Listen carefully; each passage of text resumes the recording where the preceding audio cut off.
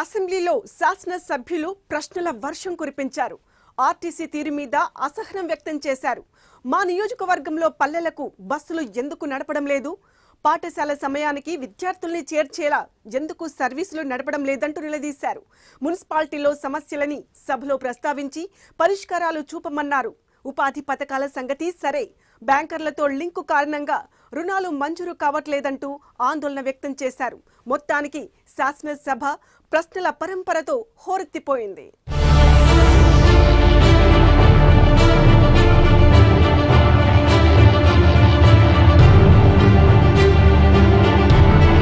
AP అసెంబ్లీలో చర్చలు వేడివేడిగా సాగాయి. ఆర్టీసీ మీద జరిగిన చర్చలో అసలు మన రాజధాని ప్రాంతానికే ఆర్టీసీ సరిగ్గా బస్సులు నడపడం లేదంటూ ఎమ్మెల్యే శ్రావణ్ కుమార్ సభ దృష్టికి తీసుకొచ్చారు. సెక్రటేరియట్ సిబ్బందిని మాత్రమే ఎక్కించుకుంటున్నారు, బయట వాళ్ళని ఎక్కించుకోవట్లేదు. బయట వాళ్ళ కోసం అవసరం అంటే వేరే సర్వీస్ అన్నా పెట్టాలి, లేదంటే ఇక్కడికి కనెక్టివిటీ ఇంప్రూవ్ చేయాల్సిన పరిస్థితి ఉంది. మంగళగిరి నుంచి, గుంటూరు నుంచి, విజయవాడ నుంచి కనెక్టివిటీ ఇంప్రూవ్ చేయమని నేను ప్రత్యేకంగా కోరుకుంటున్నాను.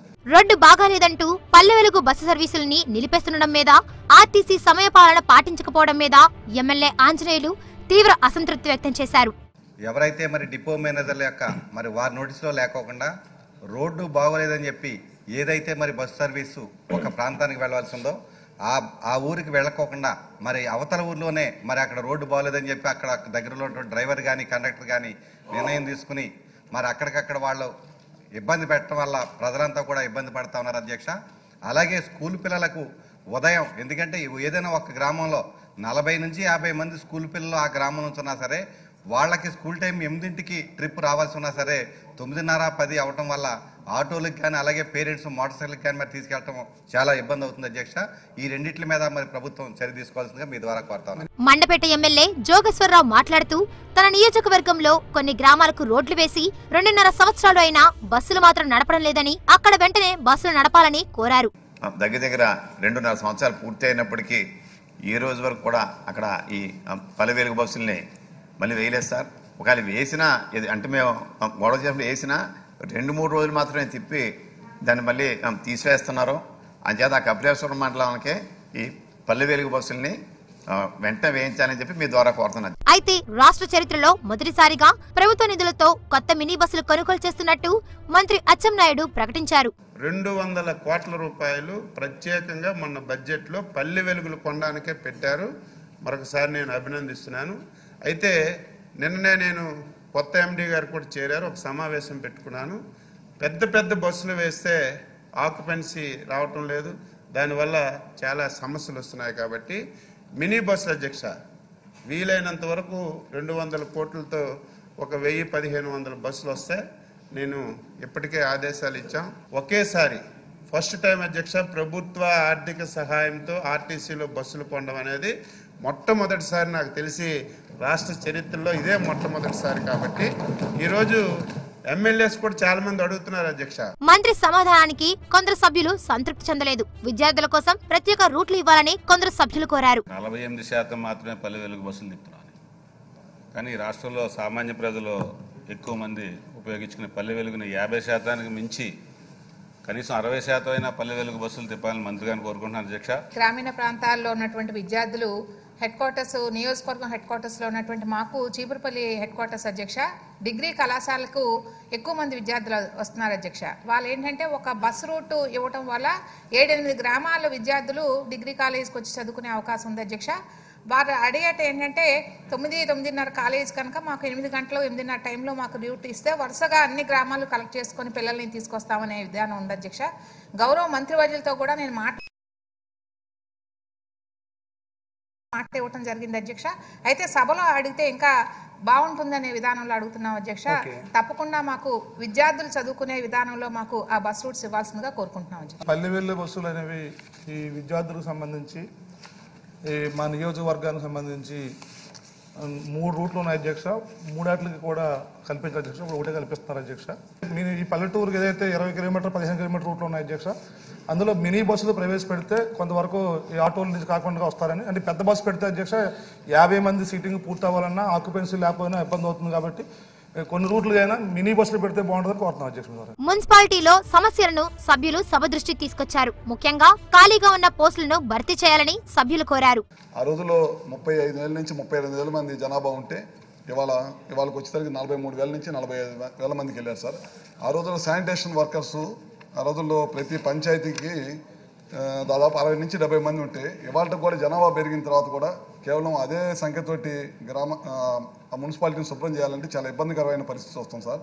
దానికి కనీసం ప్రతి నగర పంచాయతీలో కూడా 20 నుంచి 30 మంది శానిటేషన్ వర్కర్స్ని పెంచమని, మున్సిపాలిటీలో ఉన్న సిబ్బందిని పెంచమని ప్రతి ఒక్కరు కూడా కోరుతున్నారు సార్. దాని మీద ప్రత్యేకమైన దృష్టి పెట్టాలని చెప్పి మంత్రి గారిని కోరుతా ఉన్నాను.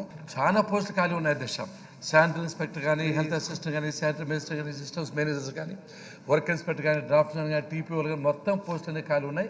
వినుకొండ ఎమ్మెల్యే మాట్లాడుతూ డ్రైనేజీల నిర్మాణంలో అవకతవకలు జరిగాయన్నారు.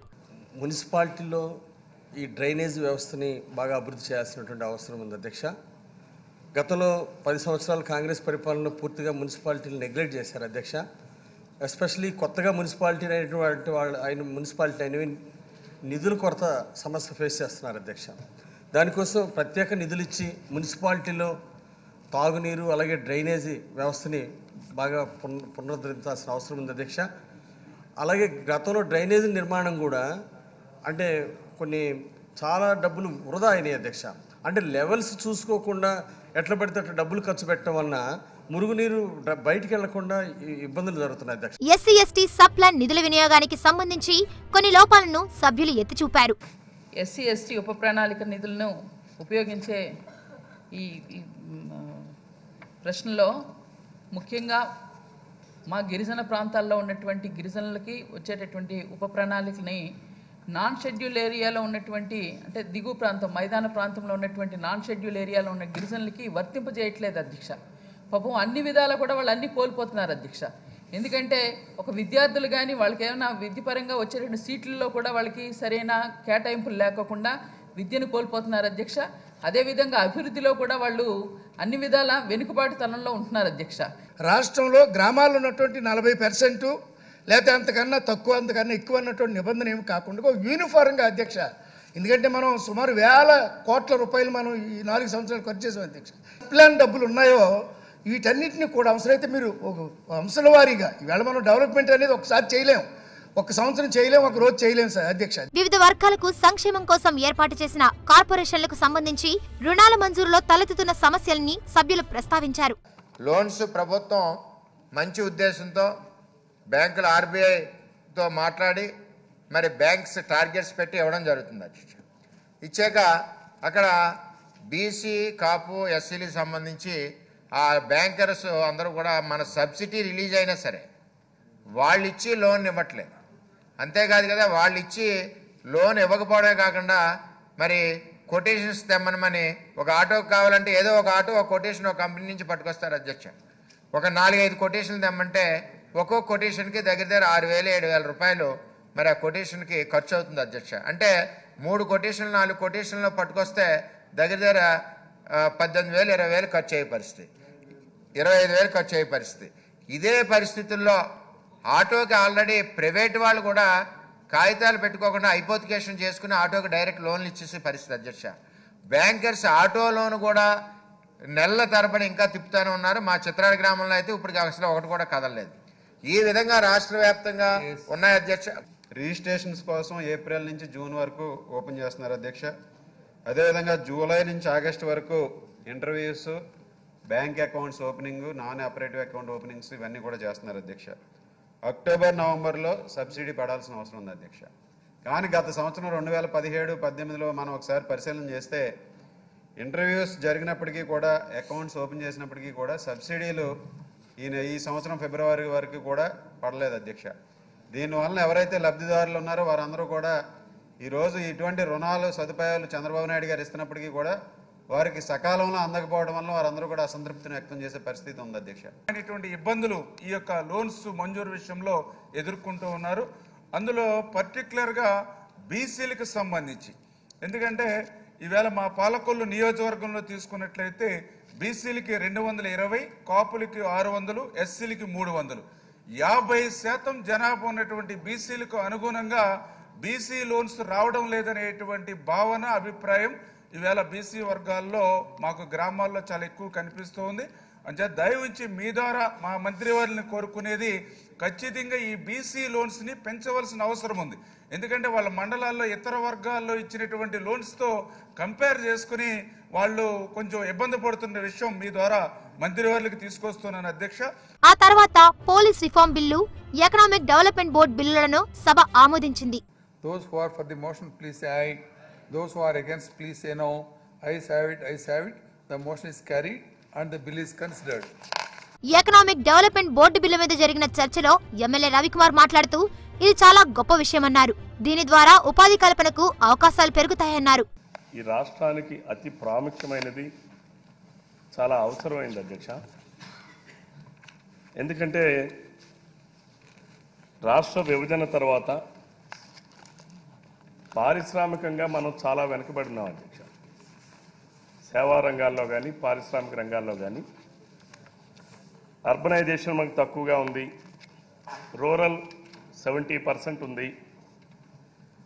ఆనాడు విభజన సమయంలో పరిశ్రమలన్నీ కూడా తెలంగాణ ప్రాంతం, ఎక్కువగా హైదరాబాద్ ఆ ప్రాంతాల్లో ఉండిపోయినాయి. ఈరోజు ఈ రాష్ట్రం పారిశ్రామిక అభివృద్ధి చెందితే తప్ప ఈ భారతదేశంలో ఏదైతే ముఖ్యమంత్రి గారు అత్యుత్తమ రాష్ట్రంగా, నెంబర్ 1 రాష్ట్రంగా తీర్చిదిద్దబడాలి అంటే తప్పనిసరిగా ఇటువంటి బోర్డ్స్ని ఏర్పాటు చేసుకొని, ఈ బోర్డు ఏర్పాటు చేయడం ద్వారా ప్రధానంగా ఇన్వెస్ట్మెంట్స్ని ఆకర్షించారు. మొత్తంగా చూస్తే సభ్యులు సమస్యలపై ప్రశ్నలతో మంత్రుల్ని నిలదీస్తున్నారు. ప్రభుత్వాన్ని పొగుడుతూనే లోపాల్ని ఎత్తి చూపే ప్రయత్నాలు చేస్తున్నారు.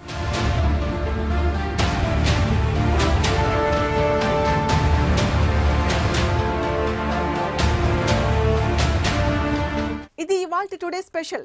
రేపటి ఎపిసోడ్ లో మళ్ళీ కలుద్దాం. Stay tuned.